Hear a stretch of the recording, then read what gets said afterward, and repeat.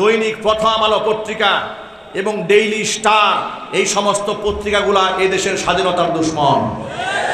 ভারতের 5 গোলাম, কথা বলতে হবে, ঠিক কিনা জন্য বলেন।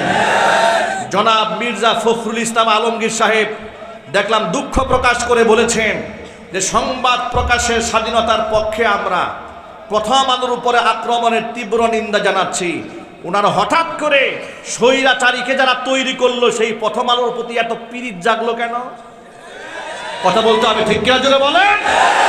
সারা বাংলাদেশে আলেমদেরকে জঙ্গি তকমা দিয়ে যারা মানুষের কাছে প্রচার করেছে, সেই ডেইলি স্টার এবং প্রথম আলো পত্রিকার প্রতি ওনার এত সহানুভূতি কোন জায়গা থেকে আসে? ও ভারতের সহানুভূতি নেই, একটু ক্ষমতায় যাওয়ার স্বাদ জেগেছে। এদেশের মানুষ কোনো ধান্দাবাজকে আগামীতে সাপোর্ট দেবে না। যদি আগামীতে ক্ষমতায় কাউকে আসতে হয়, কোরআনকে সম্মান করে আসতে হবে। কথা বলো মুসলমান, ঠিক কিনা? আলেমদের সাথে দুশ্মনী করে, ইসলামের চেতনা বিরোধী কোনো ব্যক্তিদের সাথে আঘাত করে, এই মাটিতে আমরা কাউকে ক্ষমতার মসনদে বসতে দেব না। কথা বলতে হবে, ঠিক কিনা জোরে বলেন। দৈনিক ডেইলি স্টারের পক্ষে সাফাই গাইলেন, এরপরে আপনি প্রথম আলোর পক্ষে সাফাই গাইলেন, ইস্কনের বিরুদ্ধে আপনি চুপ কেন? কথা বলেন না কেন? ইস্কনের যে সাইফুল ইসলামকে জবাই করেছে, আপনি নীরব কেন? দাদা বাবুরা নারাজ হয়ে যাবে, ওই চিন্তায় আপনি নীরবতা পালন করছেন।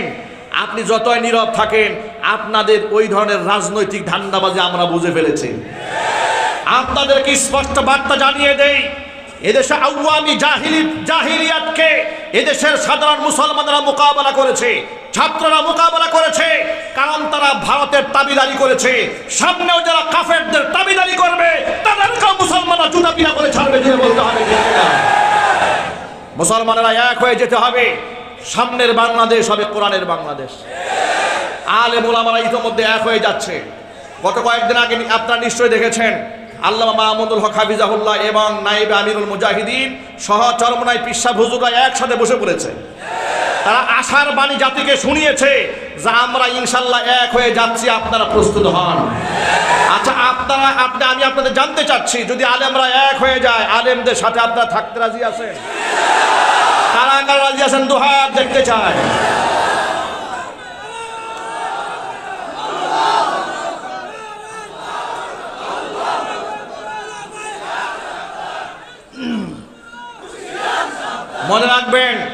মনে রাখবেন, এই দেশের আলেমরা আর বেনামাজির পিছনে দাঁড়িয়ে থাকবে না। মিথ্যাবাদী ঘুষখোর লম্পটদের কাতারে আর দাঁড়াবে না। তারা এখন সৎ নেতৃত্ব চাচ্ছে, সৎ ব্যক্তিদেরকে সামনে আনতে চাচ্ছে, এমনকি এই দেশে কোরআনে কারিমের আহকামাত বাস্তবায়ন দেখতে চাচ্ছে। এই স্বপ্ন আপনারা দেখেন তো ইনশাআল্লাহ। আল্লাহ তাআলা সকলকে কবুল করেন, মঞ্জুর করেন। এ কথা বললে অনেকেই কষ্ট পান, নারাজ হন, যাহারে হুজুর যেগুলো না বললেও পারতো। ভাই, আমাদের কিচ্ছু করার নাই, আমাদের বলতে হবে। আপনি নারাজ হলে আমাদের কিচ্ছু যায় আসে না, আমার আল্লাহ নারাজ হয়ে গেলে আমার খবর আছে।